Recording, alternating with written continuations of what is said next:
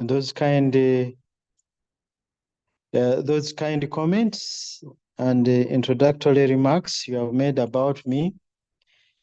And also thank you, Reverend, for leading the prayers. First of all, I want to thank you for the honor and trust you have in me and inviting me to come and talk about career choices. I must admit this is the first time I'm attending online church. And I feel honored to be invited to give a talk on this topic. Thank you very much for the introduction. As you mentioned, I'm an educationist. I retired from after teaching for 35 years in secondary schools of Uganda.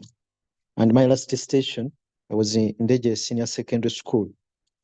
Out of those 35 years, 24 years, I was a school administrator. And in Ndeje, I was the head teacher for the last 11 years of my 24 years of headship. By the grace of God, I'm married. I've been married for the last 34 years, married to Stella, and God blessed us with 5 children, 4 girls and 1 boy. Our last born is in university, is at UCU, studying nursing. So we don't have children at home. I'm going to talk about this topic basing on my experience as a teacher, as an administrator, and as a parent. It's not going to be an academic presentation. I know there are many theories of career choice. We shall not delve into those theories, but my presentation will be based on my experience as an educationist and as a parent. The topic that was given to me is a mismatch in children's career selection. Where is the problem? So the assumption is there is that there is a mismatch in the children's career selection. So where is the problem?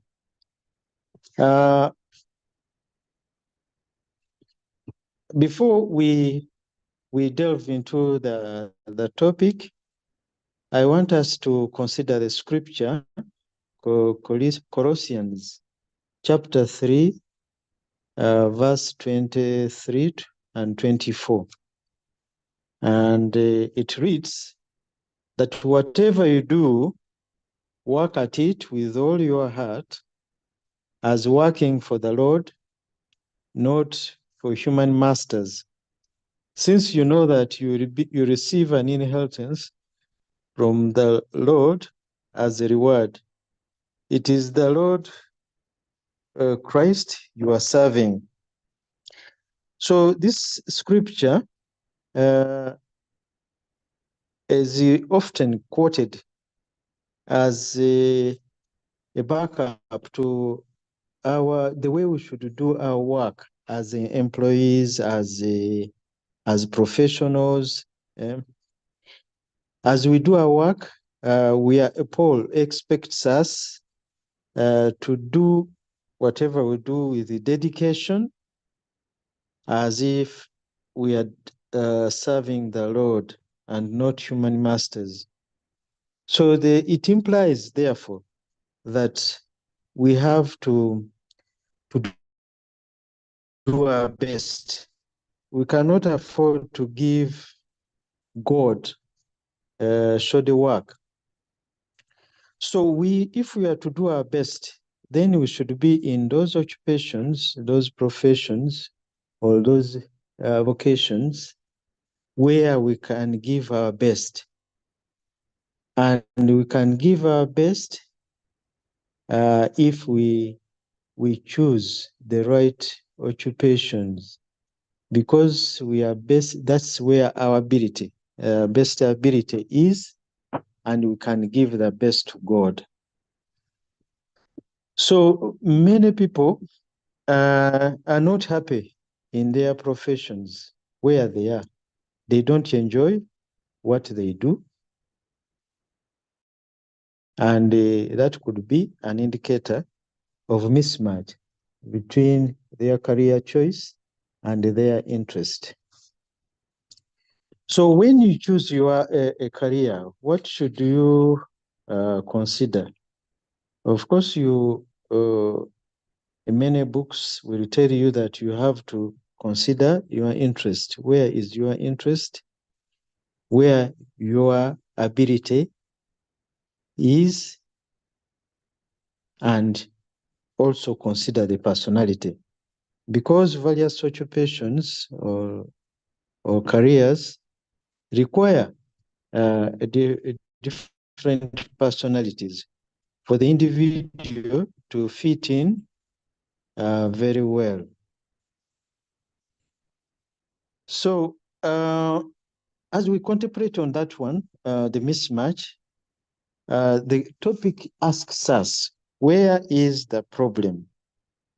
Where is the problem? Why do children don't choose the careers that fit them?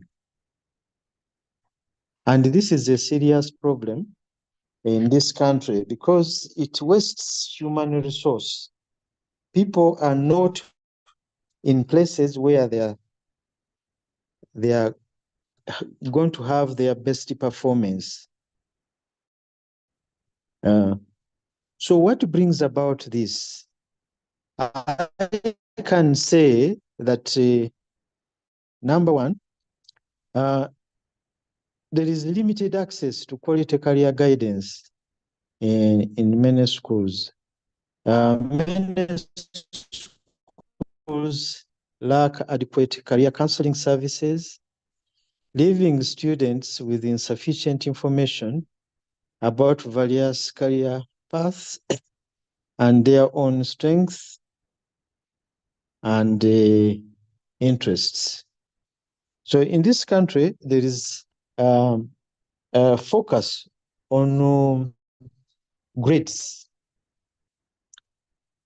a serious focus on grades. Parents expect high grades, and they will choose those schools that are able to bring out those grades they desire.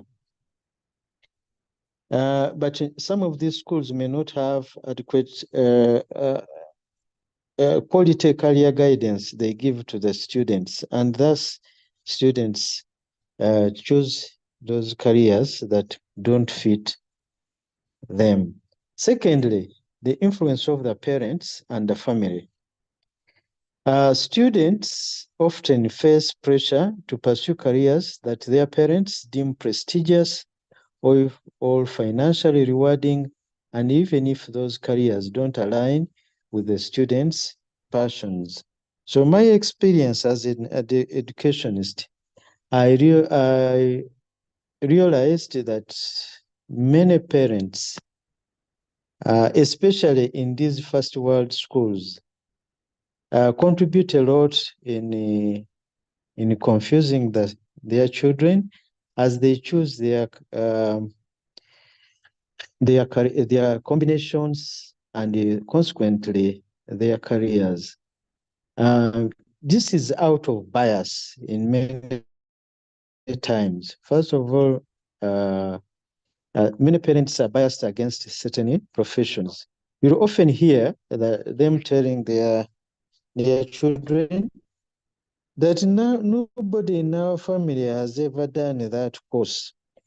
So there is no way you are going to do that combination or that course.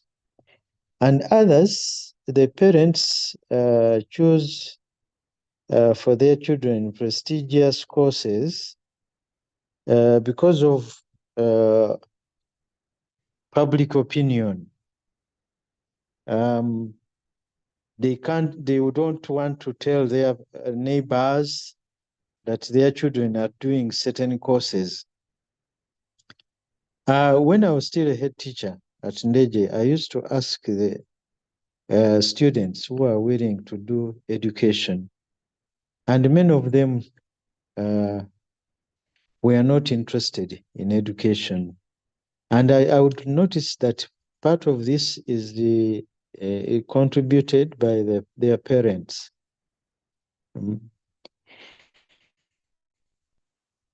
And many other courses, they are not high voltage courses, and they don't want their neighbors, their family members to know that their children are doing a particular course, even if that course would be the best for that children. There is also in polygamous families, competition between co-wives. You find that um, a particular co-wife insists on her children doing particular courses because she's competing with her co-wife. So the family contributes a lot in that regard. And thirdly, socioeconomic factors. Financial constraints can limit students' choices, as some may need to prioritize careers that offer immediate employment opportunities over those that truly interest them. In some families, a parent may dictate the children to choose certain courses because that's what they can afford to pay for, and leave out those expensive courses which would fit the interest of the children. And fourthly, lack of awareness of of diverse career options. Students may have limited exposure to the wide range of careers available, leading them to focus on a few traditional and well-known professions. Yeah, there are certain courses they may not think about, which would be used because they don't have enough information about them. So that could be also another factor. Another factor, gender stereotypes. Traditional gender roles can influence career choices, with some fields being perceived as more suitable for men or, yeah, and this is common, especially for the girls. They are they may be limited in the choices they make because of their gender, and they may ask them, how can you go for that course, an electrical engineer or an architect? How will you be seen climbing buildings because you are a woman? And they go in for those courses, which the public thinks are meant for women. Another reason is the inadequate labor market information.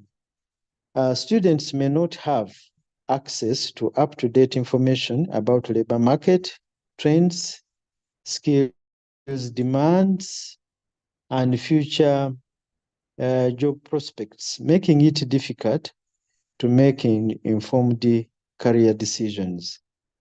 There are some courses in our universities which are high sounding, but our market, our economy absorbs a number of them.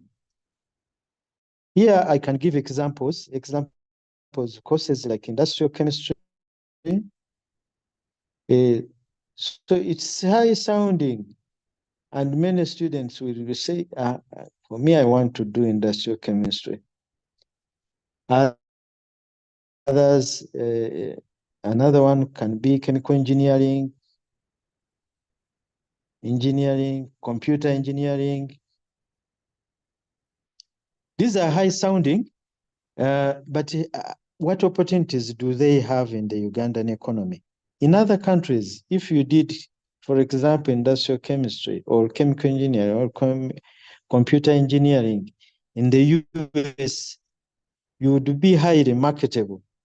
But in Uganda, you may not be that marketable because our economy does not grow fast enough to accommodate those professions. But when the students read, they say, these are high sounding, I want to do that. And at the end of the day, they get frustrated when they cannot find jobs.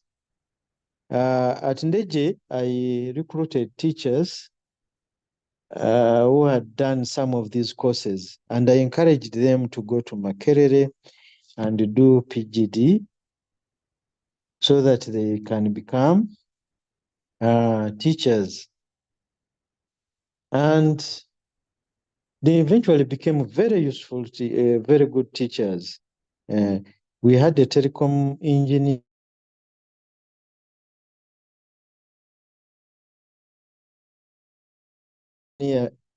whom I encouraged, and we also had a chemical engineer and a computer engineer. And some of them, their parents, they had been advised to do education, and they didn't heed. They said, no, they don't want to be teachers, and they went in for this. There's one particular interesting case of a chemical engineer. So her mother, I know she could even be on this call, but I have her permission to use her as an example. Her mother encouraged her to do education, and she refused to do education. She went to university and instead did a chemical engineering. When she came out, she realized that the only place where she can be employed are the factories run by Asians.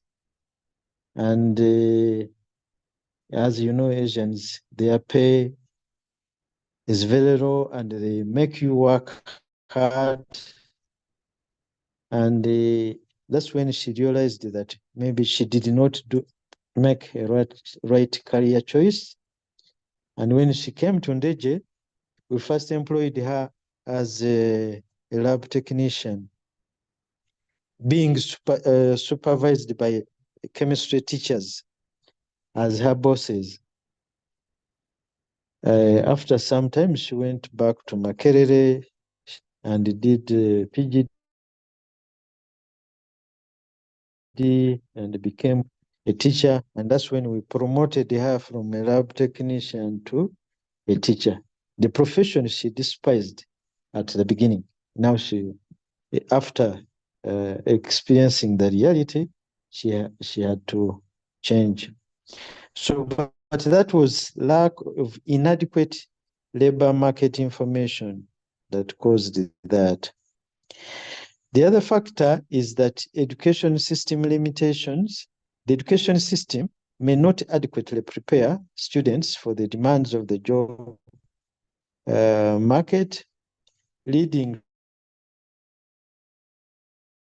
to a mismatch between the skills they acquire as seek. As many of you are aware, some of the skills that are required by employers these days are mainly soft skills. And some of these soft skills are lacking in our education system. It is good that now we changed from a knowledge-based curriculum to a competence-based curriculum. I heard you talk about the results of Senior 4 and the new grading system. Yeah. So the new things that have been introduced by the new curriculum include skills, and some of these skills are soft skills like communication, problem solving, time management, decision making, leadership, negotiation, organization, teamwork, creativity, and flexibility. And these are the skills that are required by the employers, which were not being imparted by our education system when we are still implementing the knowledge-based curriculum. I've had an opportunity to be on a number of interview panels, and many of the applicants fail interviews because they are lacking these soft skills, which are required by employers these days. Unless I can say that personal factors these can also contribute to the mismatch. Career choices, like individual interests, aptitudes, and values play a significant role in career choice, and mismatches can occur when these factors are not adequately considered. Many of the students, when they are making choices, they don't consider their interests. They couldn't consider their aptitudes or ability, and they don't consider their values. So that is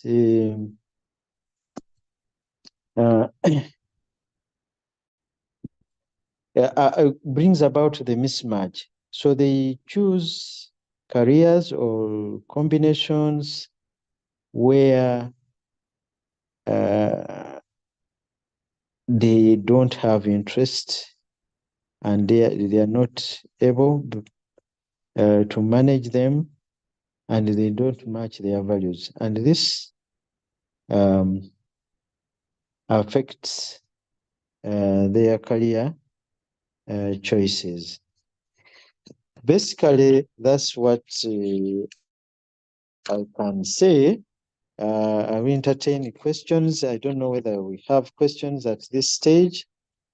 I'd be happy to answer some of the questions. Yeah.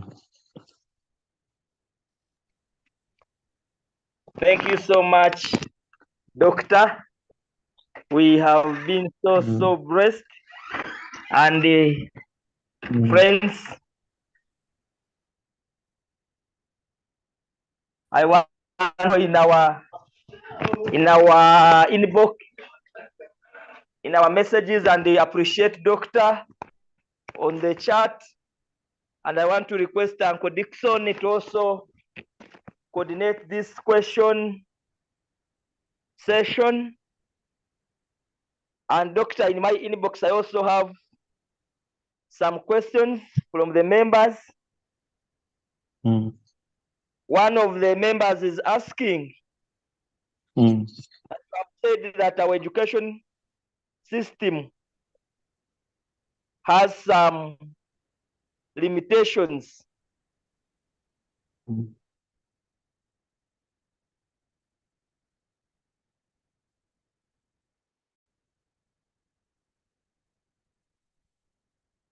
Have we lost you? Limitations. How to deal with them. Secondly, Reverend, can get better yes, network. doctor. We lost you. Okay, there's someone who came to my inbox saying that asking that that you have said that our education system has some limitations as far as career choices are concerned.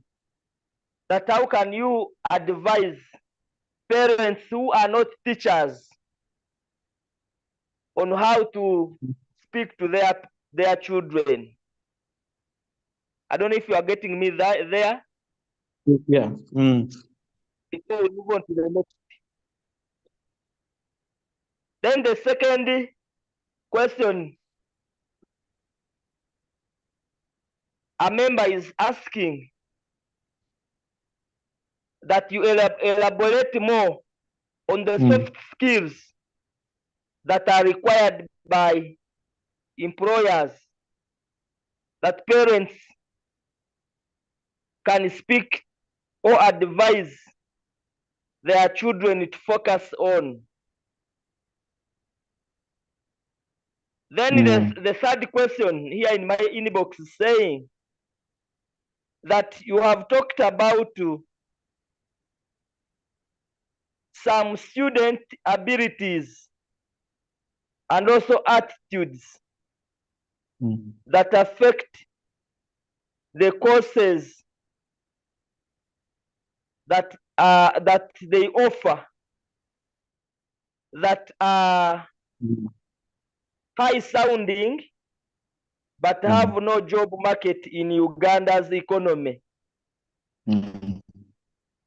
This person is wondering that you elaborate more on these high sounding courses but are not relevant to the Ugandan economy. Thank you, doctor. There are others on the chat. You can also read it through. Okay. Thank you very much, Reverend, for those questions. Number one the question is, how can we address the limitations of our education system in addressing in imparting the skills? I want to commend the government of Uganda for changing from a knowledge-based curriculum, which we had in the past, to a competence-based curriculum. Many countries around the world had already transited from knowledge-based curriculum to a competence-based curriculum. And Uganda is among the last countries to do so. This new curriculum, the old one, the difference between the two is that the knowledge-based, the emphasis was on how much does the student know.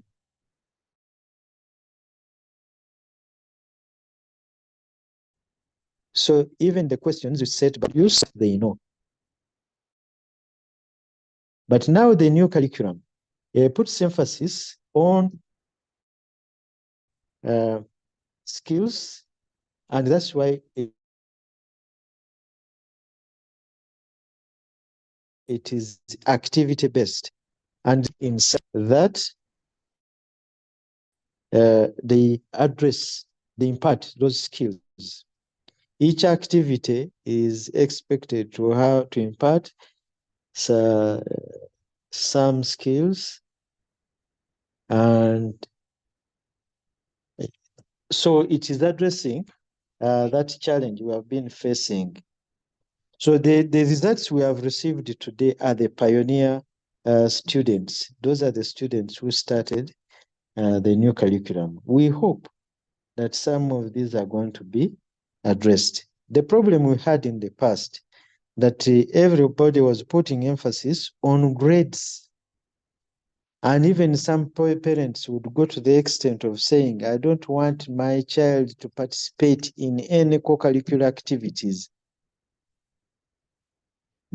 At school, I sent my child to study, not to participate in co-curricular activities. When actually these co-curricular activities, the sports, the clubs and societies, and others are the ones which were imparting those skills. So the parents need to change their attitude and appreciate that diverse co-curricular activities impart these skills, because the grades are going to have a limitation. Yeah, the country is not short of grades, because many schools have been putting emphasis on that. But there are few schools which have been putting emphasis on co-curricular activities. So the parents also have to change their attitude. The soft skills, the second question is about that I should elaborate on soft skills.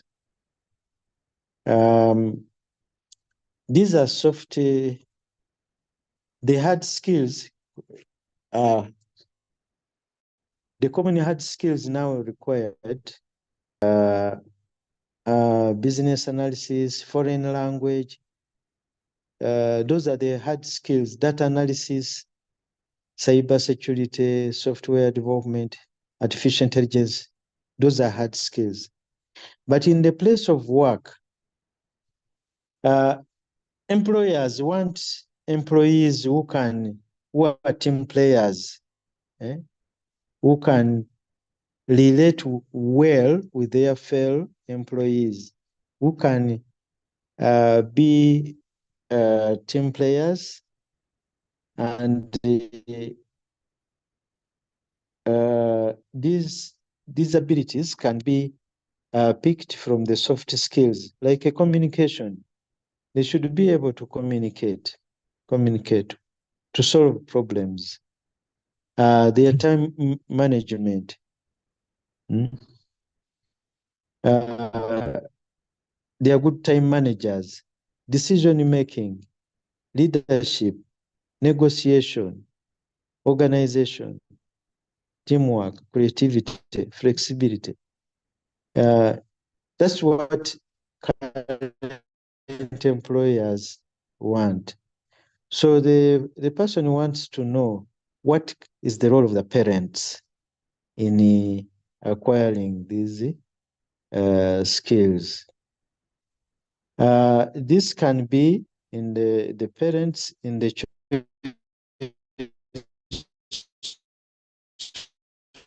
school, and where those which are emphasizing co-curricular activities, and so that way can be one way of the parents can address this. So the third question was about students' ability, high sounding courses. These courses, I mentioned that one of the sources of mismatch, inadequate labor market information. Yeah, because our economy is not growing as fast as possible, and it is not as diverse in it, so as to be able to absorb this. For example, if you take industrial chemistry, you can see how many industries in Uganda can take up industrial chemists. How many industries can take up chemical engineers and also computer engineers? But as we look at the job market, we should not only confine ourselves to the Ugandan job market, but we also consider other countries, because some of these children may find jobs in other countries. So if you are going to do such courses, I don't say that they are not useful, but in our economy, job opportunities may not be there. And the fact that the job opportunities are not there does not mean that these job opportunities don't exist in other countries.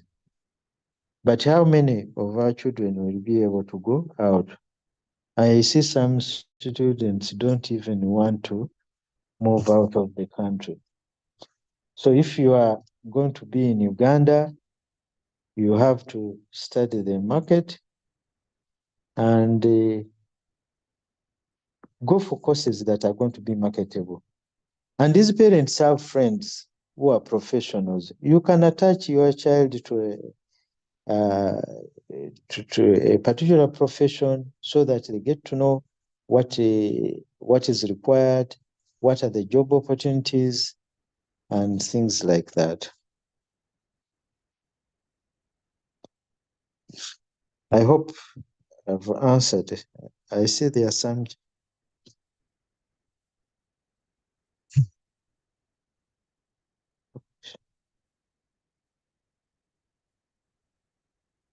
I've seen some questions here in the chat.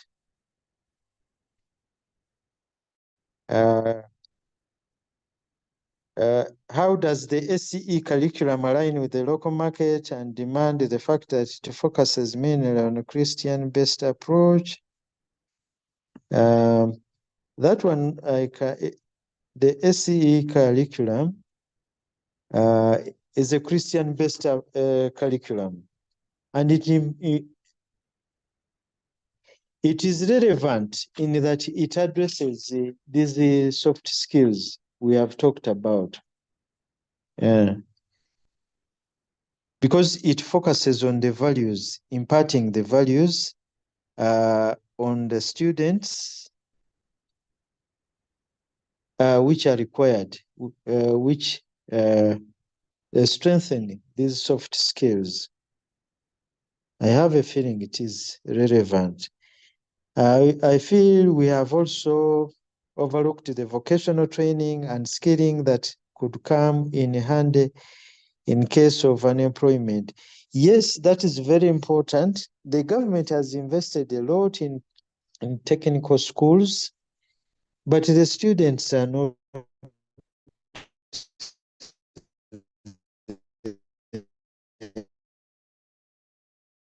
the wonderful government, but the students are still very few because the parents have not focused on the vocational training, which is very critical in providing jobs for our students.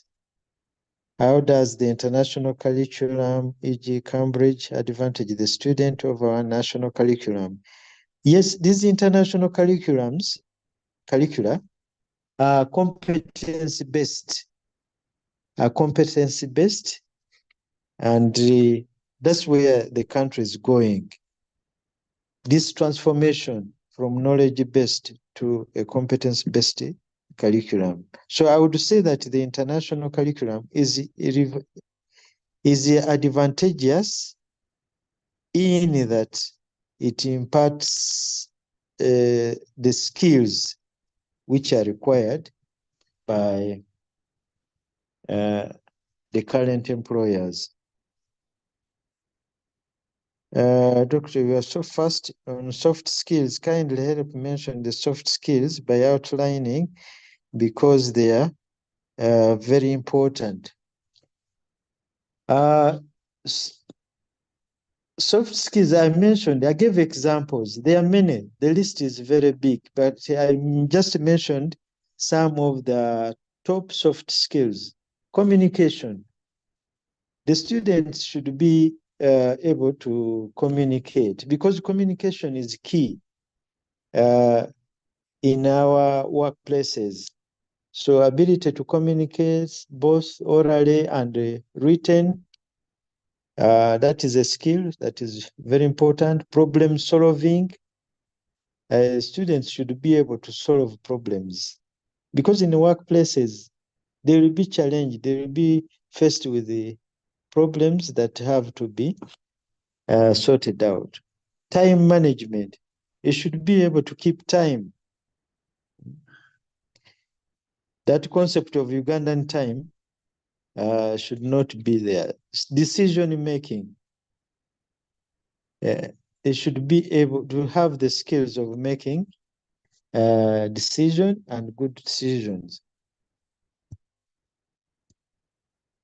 Leadership. They should be able to provide leadership in their workplace settings. Teamwork. Teamwork is very critical. They should be creative and also flexible.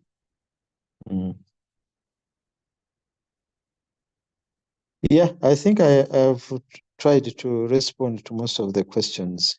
And then, there are questions on that say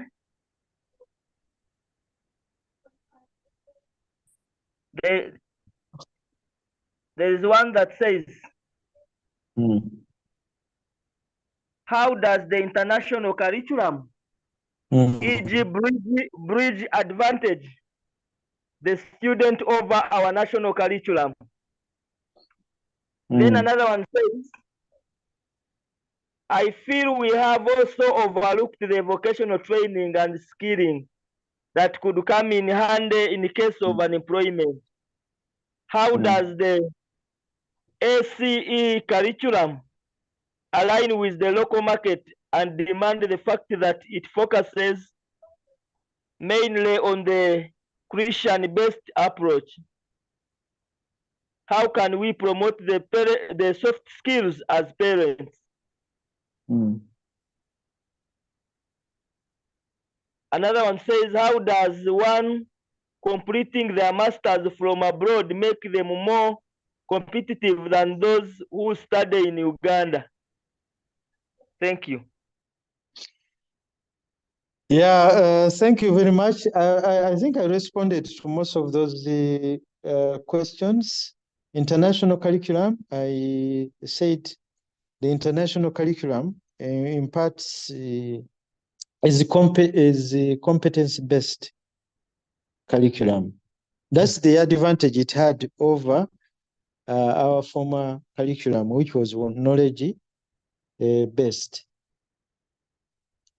But now that we have transited to a competence-based curriculum, now they are at par. The two are at par. Then I also talked about SCE, which is a Christian international curriculum. And I said it has an advantage of imparting values. You know that the challenges we have as a country, challenges of corruption, challenges of lack of transparency, lack of accountability. So if we have a curriculum like a SCE curriculum, which is Christian-based, it can help us address some of the national challenges of integrity, challenges of transparency, accountability, because of the values it imparts. Probably what I had not responded to, if someone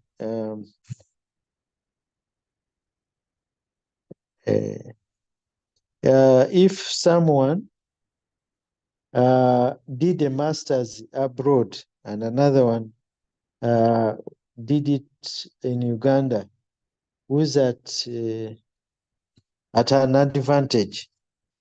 I think it depends on which masters also you have done.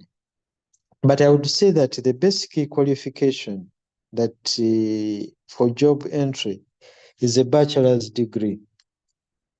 A bachelor's degree is a basic qualification of entry into employment. So a master's adds more knowledge, and in most jobs, they first consider your bachelor's before they consider your master's. So whether you have done it abroad or in Uganda, the advantage I would see in Uganda of the one who has done it abroad, it is psychological. Many employers we rate the one who has done it abroad at an advantage. But I know many Ugandan institutions which are offering very competitive master's programs. I can see Agatha Asimwe says, just an observation, several soft skills would be successfully achieved through a combination of system and culture. People skills or interpersonal skills are greatly shaped by our culture. We bring up our children in a culture where elders are always right and can't be questioned. And this affects our kids' self-esteem, which is the foundation of these soft skills. System and cultures are hard to change, and this will be an ongoing challenge. Yes, for me, I would look at it from another angle and say that our African culture creates a respect for elders. And in our workplaces, one of the challenges these days faced by young people is the insubordination.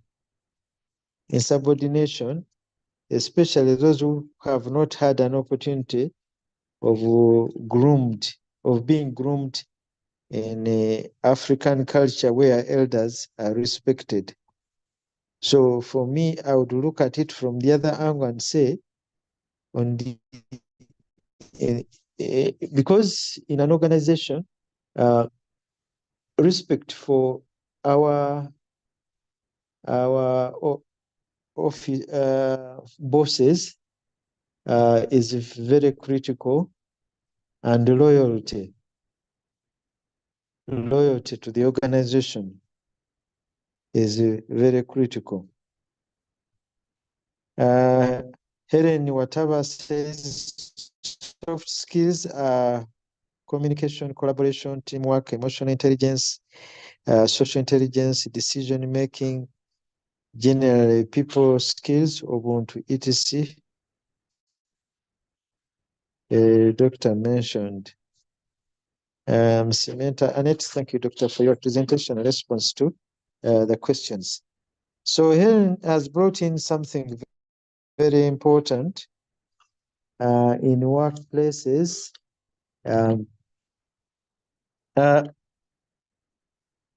The aspect of emotional intelligence. And there is a saying that your attitude, your aptitude will get you the job, but your attitude will help you keep the job. Which means that your skills, knowledge skills will help you to get the job. But if you have to keep that job, you have to have the right attitude, or you have to have the right values. And those values are greatly influenced by the emotional intelligence. That is the ability for you to to understand your emotions and how they affect others, and also emotions of others, um, and how to manage them. In workplaces these days, employers put more emphasis on emotional intelligence than intelligence quotient. The EQ, which is the emotional intelligence, is getting more important than the IQ at the places of work. So that's what I can say. I don't know whether we still have time. I was told that this fellowship is 1 hour, and I've seen we have made 1 hour already. Thank you so much, our doctor, for the great sharing. Indeed, many of us, we are humbled by your sharing, and we thank God for the way He has used you. I want to invite our brother Vincent Michael Chiberu to have a comment, and then we pray and finish. Vincent Michael Kiberu, then Uncle Dixon, then we pray and finish. Otherwise, we are so much humbled, Doctor. Yes, thank you so much, Reverend, for coordinating us. Thank you so much, Dr. Kahigiriza, for that great sharing. It's been so informative. Yeah, I happen to have taught his son, Peter, at master's level, and you would see the young man so confident, so focused, who knows what he wants. No wonder it has been an impartation from the dad. Thank you so much, Mr. Kahigiriza. Yes, I've followed you right from the beginning. I obviously had some unclear questions, concerns about what is happening, especially with our new competence-based curriculum, what is happening with the international curriculum. There is a lot happening in the country. People wondering, is this something going to take root, the competence-based curriculum, especially the way it has been implemented? Do we consider the Cambridge? Do we go ACE? Yeah, there is that sort of confusion, and I'm sure you being an educationist, you've been able to observe that, or parents come to you. And no wonder you come in at this point to address some of those concerns. I'm happy as I logged in and I've listened and I've learned a lot, and I think there has been a change of mindset. Yeah, thank you so much, and may the good Lord bless you. Back to you, moderator. Uncle Dixon, you are welcome. Before we can pray and finish. Yes, thank you so much, our speaker, for this evening. We are so much grateful, Canon, for this insightful issue that you have shared with us, which many people actually may not take serious. And actually, we are still having a very big challenge when it comes to career selection, because as I mentioned, some people think that if I don't go to O level, A level, up to university, then that means I will never make it in life. But I think from your sharing, you've opened our minds, and I'm sure that along the way we will be able to become better and better. And we are grateful. I think even some of us are still confused with the new curriculum and the results, how they have computed them. But I've seen the guideline. But I'm sure parents who are not so much elite tonight are going to be wondering how their children scored, because if child will be saying, I got C, C, C, D, D, the parent may not understand what that means in terms of grades. But I think, of course, a new time, everyone is still understanding. I remember when they were releasing the exams, there was a joke, the MC was joking with one of the doctors, and he was saying, you have a B, then later he said, you have now A, they have said now you have scored A. So you see, everyone is still learning, and I'm sure this competence-based curriculum is going to help us a lot as Ugandans to have a lot of skills not just only skills, but also hard skills. My challenge is that we shall get with increased job opportunities, or we shall still remain the same, even when all this is happening. But I'm sure that God is on our side. So we want to appreciate you, and I know that one day we shall call you back as a senior person in education to come and share more with us about this. Members, thank you so much. Back to you, Reverend, for our closing prayer. Praise the Lord, friends. Thank you so much, friends, for being here. Once again, we are humbled to be here this evening. And I want to remind you that tomorrow morning, we shall again be here from 5:30 to 6:30 a.m. for morning prayers. And our digital mama, the Reverend Dr. Lydia Sare, will be the one leading us from the topic, do good to all people, from Galatians chapter 6, verse 10. Kindly be there. And also, we shall also have our lunch hour from 1 to 2. Kindly manage to be there. I want to take this opportunity to again remind you that for our lunch hour, we shall be having Reverend Canon Sandra Mwebaze, our priest from the Diocese of Northwestern Kole. Kindly manage time. And otherwise, thank you, Canon, for being here. May the Lord continue to use you. I want to request you as a canon of the Church of Uganda, because currently I think we have around 400 lay canons in the Church of Uganda.